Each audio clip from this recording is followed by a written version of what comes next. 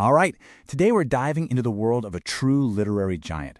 This is a man who sailed the world's oceans before he ever navigated the deepest, darkest waters of the human soul. We're talking about Joseph Conrad. And right out of the gate, we have to tackle this huge paradox about his life. Seriously, think about it. How does a man born in Poland, who grew up speaking Polish and French, and only really learned English as an adult, how does that man go on to completely reshape the English novel? It sounds almost impossible. So, to really get a handle on the writer, you first have to understand the man as an outsider. His whole identity is a story of transformation, of bridging worlds that seemed oceans and languages apart. Now, this wasn't just about making his name easier to pronounce.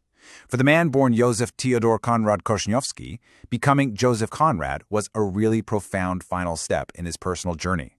It was him planting a flag, committing to a new identity and a new literary language, which was his third language, by the way, and he would master it with a kind of psychological precision that most native speakers can only dream of. I mean, just look at these facts. They really lay out how improbable his whole career was. He didn't choose English because it was his mother tongue. He chose it as an artistic tool. And here's the thing. That unique perspective, being both an insider and an outsider to the language, that's exactly what gave his writing such a distinct and powerful voice. So, the crucial thing to get here is that Conrad wasn't just writing good stories. He was fundamentally changing how you could tell a story. He kind of looked at the clear-cut heroes and villains of Victorian novels and said, no, that's not how life works. Instead, he just dove headfirst into the messy, morally gray, internal worlds of his characters. This focus on psychology over a simple plot, it was absolutely revolutionary. It made him a bridge to the future of literature, really paving the way for writers like Virginia Woolf and T.S. Eliot. But here's the thing. Before he was a writer, he was a sailor. And this wasn't some short-term adventure. The sea was the very furnace where his understanding of humanity was forged.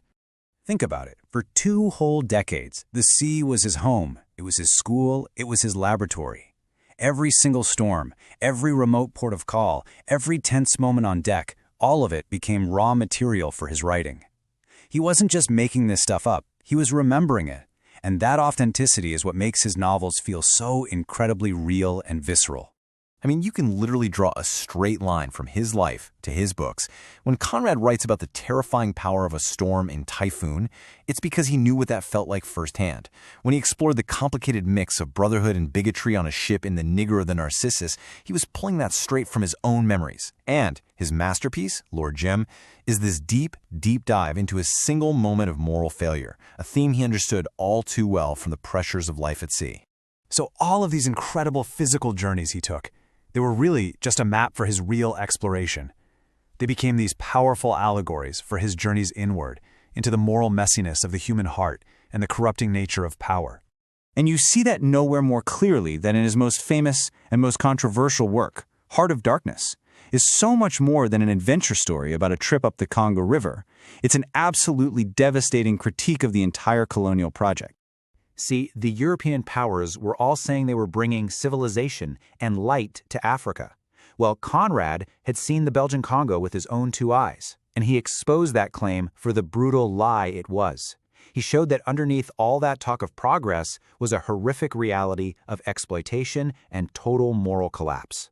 For him, the darkness wasn't in the jungle, it was in the hearts of the so-called civilized men.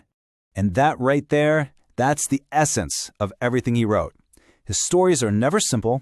They're these complex, layered narratives packed with deep philosophy, and they always force you, the reader, to wrestle with these tough moral dilemmas that have no easy answers. And these huge questions just echo across all his major novels. It doesn't matter if it's the personal search for redemption in Lord Jim, or the way greed rots a whole society in Nostromo, or even the psychological terror of extremism in The Secret Agent. Conrad was constantly poking at the weak spots, the fractures in the human condition.